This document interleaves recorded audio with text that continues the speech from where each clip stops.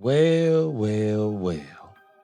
Troy Aikman, three-time Super Bowl winning Hall of Fame quarterback for the Dallas Cowboys. I believe that whenever any of these Hall of Fame players, especially from the Dallas Cowboys, when they speak, I listen. Even if I don't agree with everything that they say, I do believe they're going to give some insight on the team.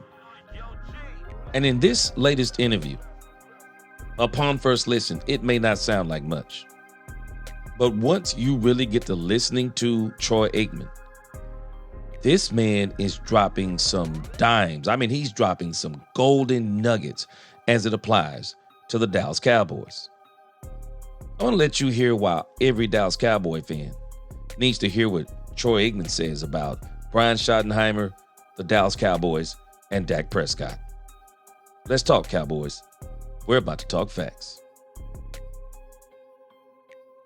Welcome, Cowboy fans and Cowboy haters alike. I'm the G, and I'm the host of Let's Talk Cowboys, where we talk facts. And if you like this video, please don't forget at the end to like, share, subscribe, hit that notification bell so you know the next time we post another video or go live. And if you haven't become a channel member or subscriber already, please do.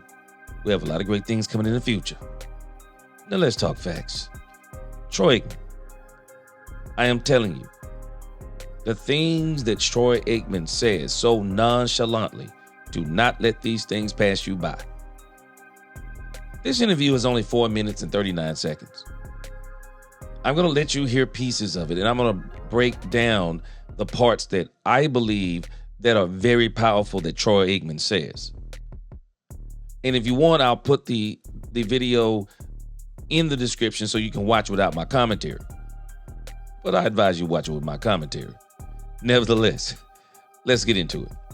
How well do you know Brian Schottenheimer? And hasn't coached a game yet, I realize, but just kind of your early impressions from what you've heard of him so far. Yeah, I've known Brian a long time.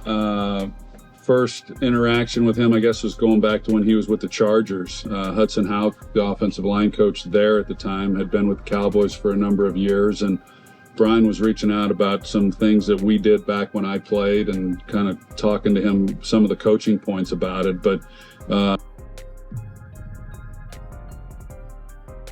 I want you to think about this. This is what I like about Brian Schottenheimer. He's always looking to improve. And he's not stubborn like a lot of coaches in this league. He's not stubborn like some of the coaches that have been on this team. He doesn't mind asking people about how to get better or things that they did. He doesn't mind asking. He doesn't mind looking at what's going on around the league, and if it's working, he doesn't mind acclimating it into what he does. And I find it to be absolutely fascinating that Brian Schottenheimer is the quarterback's coach for the then San Diego Chargers from 2002 to 2005. Troy Aikman retires from the Dallas Cowboys in 2001. Brian Schottenheimer is reaching out to Troy Aikman, asking about things they did during the time that he played. And I'm sure he's talking about with Jimmy Johnson and coaching points. I want you to think about how powerful that is. And a lot of people don't realize some of these coaches, GMs, owners, they all watched how the Cowboys did their thing in the 90s.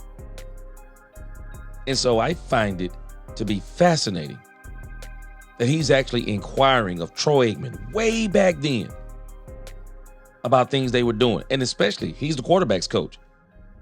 Who better to talk to than Troy Aikman?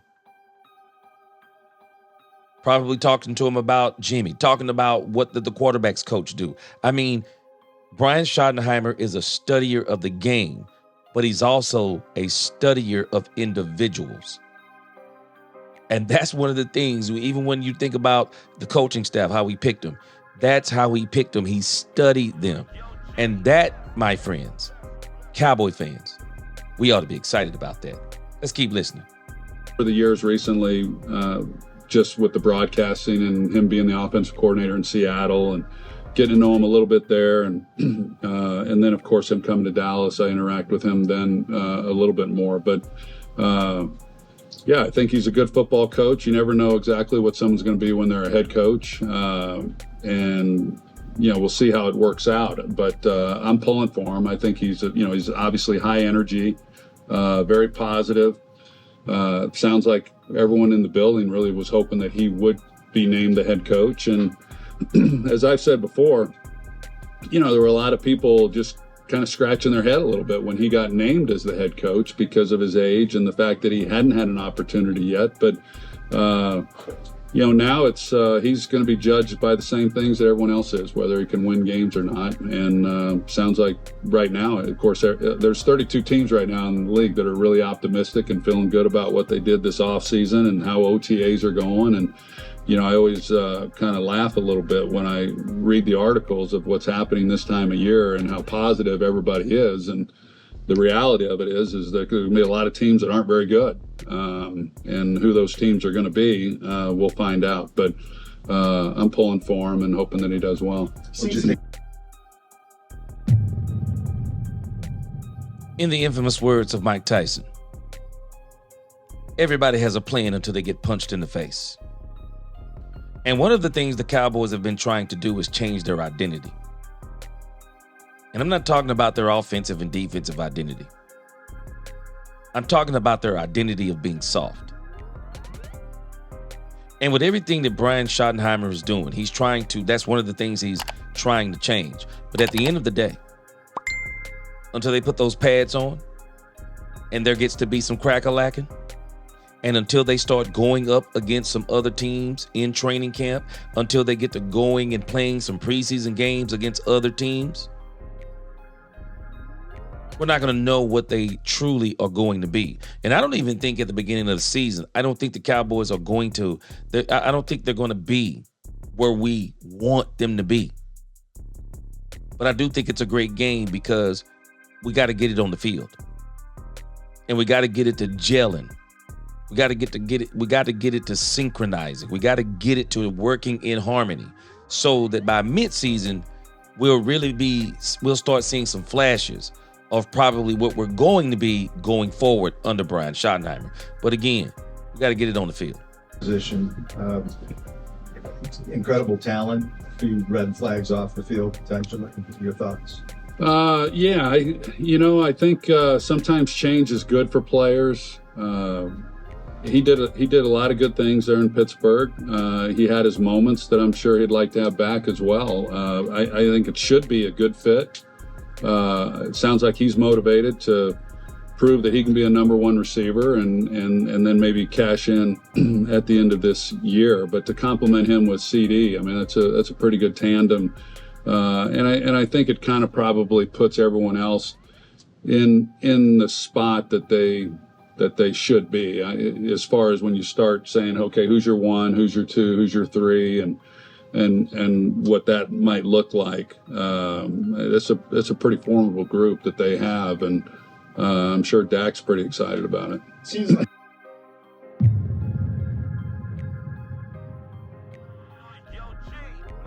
I think this was a very powerful statement too. Without George Pickens, it's not so much the Cowboys don't really know where everyone is supposed to be. But what Troy Aikman is pointing out is that there was no number two. And so that means that you're going to have to put somebody at number two that may not be necessarily a number two or ready to be a number two. I'm ready to see this training camp if Tolbert makes another step. And I do believe that Tolbert could possibly be, as he continues on, he could be a number two, and we'll see if Jonathan Mingo can work his way to prove that he could be a number two. But with George Pickens, he solidifies not really the number two spot, because they really have two number ones. But what makes them so good is that they complement each other so well. CeeDee Lamb eats up the inside of the hashes. George Pickens is the boundary. And that now allows Jalen Tolbert, who I think the Cowboys may have given too much to a little too fast.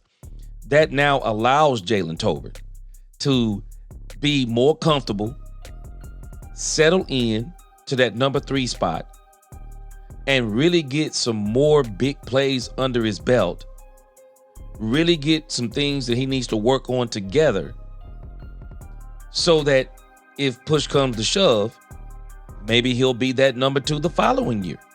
If George Pickens gets a big deal and goes somewhere else, I'm not wishing that on the Cowboys. I'm hoping that everything works out with George Pickens, and George Pickens is a part of a 4-year plan with the Cowboys, and he helps them get to the Super Bowl. And if there's anybody who understands this type of pairing, Troy Aikman understands it. The Cowboys drafted Alvin Harper, 12th overall, 1991, I believe. 1992, 1993. The Cowboys win the Super Bowl. When you get a wide receiver pairing like that, it makes everybody better. It makes the third wide receiver better. It makes the running game. It helps the running game better. It even helps the offensive line, even the defense. I mean, knowing that if they can get a stop on a team, they got an offense that can go out there and put points up. And if they can get ahead by a couple of touchdowns, now that defense can really go in and just pin their ears back, go in there and just fire off, because now you got that team in a passing situation. And the one thing I know the Cowboys are going to be able to do this year, they're going to be able to rush the passer. So again, George Pickens, he helped the Cowboys put so many things into place where they needed to be. Now we don't have to force wide receivers to be something that they're not. Now we can put them in a spot to where they can actually flourish. And I'm going to tell you something. Jake Ferguson, he ought to be able to eat too.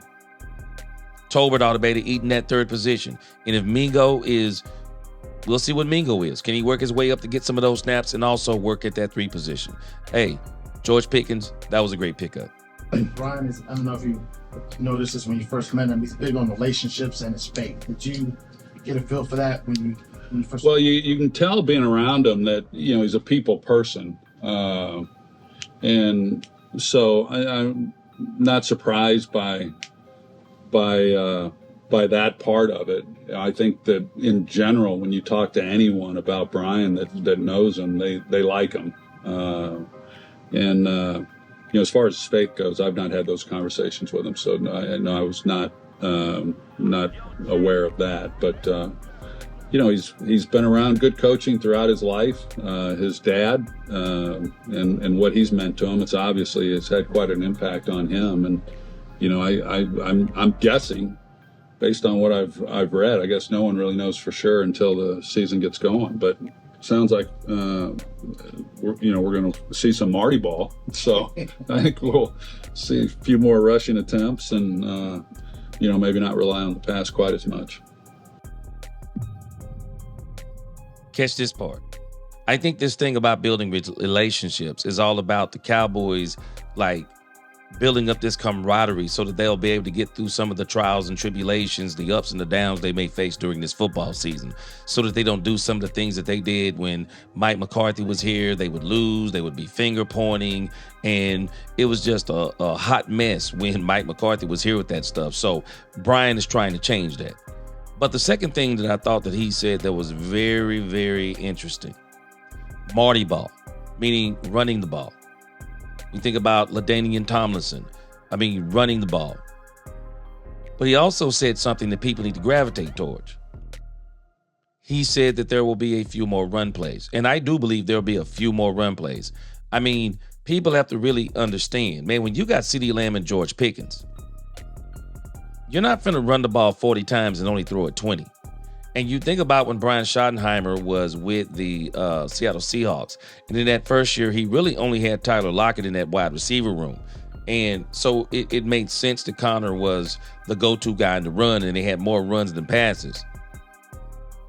But when you think about what they did the year they got, the following year when they got DK Metcalf and Tyler Lockett together, they brought in DK Metcalf, and boy, Russell went off.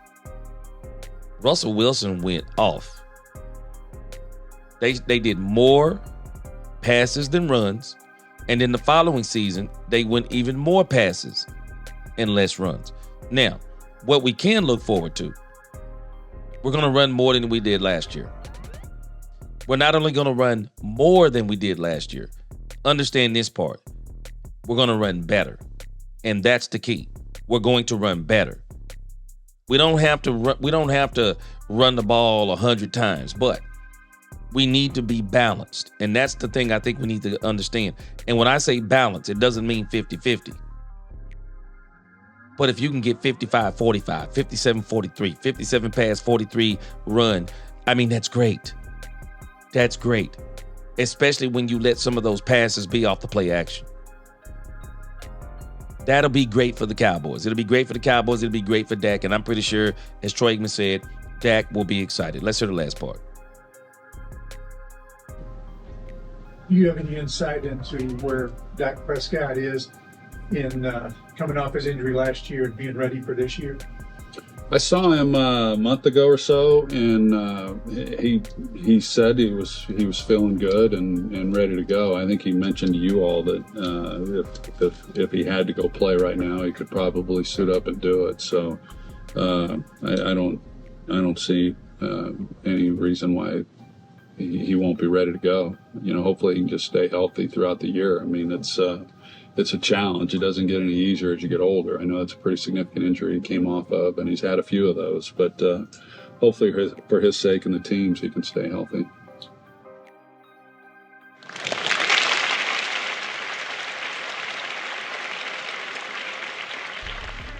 Yeah, I mean, it's obvious. The Cowboys are better when Dak Prescott is healthy. There is no doubt about it. The Cowboys are better. And I do believe that Dak Prescott's going to stay healthy. I think we're about to see the best 3 years of Dak Prescott's career, the best 3 to 4 years of Dak Prescott's career. I think Brian Schottenheimer, with some of the things that he brings, I think Dak Prescott is going to be great. And again, when you think about the health of Dak Prescott, Troy Aikman knows better than anybody. Man, that's what kind of got Troy Aikman. After that 96 season, man, I'm just telling us, Troy didn't have the players no more, didn't have the coaching anymore. And Troy Aikman started really taking a beating. And I do believe that Troy Aikman probably retired prematurely. Just couldn't take the beatings anymore. Concussions and things of that nature, man, it is hard. It is hard. And so this is one of the reasons why it is important for the Cowboys to make sure that this offensive line is ready to go. Make sure Tyler Guyton and Terrence Steele are on the up and up. Make sure they're ready to go so you don't put Dak Prescott in harm's way. So, again, I'm just telling us, man, this thing with Troy Aikman, man, I think he dropped some bombs, some golden nuggets in this thing that, us as Cowboy fans, even though he said it in a laid-back way, I think we can be pretty excited. I've been saying this already. I think this is just a sign of things to come. I think we're going to see some flashes this year. The Cowboys will be better than they were last year. Not saying they can't go to the Super Bowl. And who knows what they do post June 1st. The Cowboys could make some moves that'd be absolutely incredible. And they could take us over the top and put us on a Super Bowl run.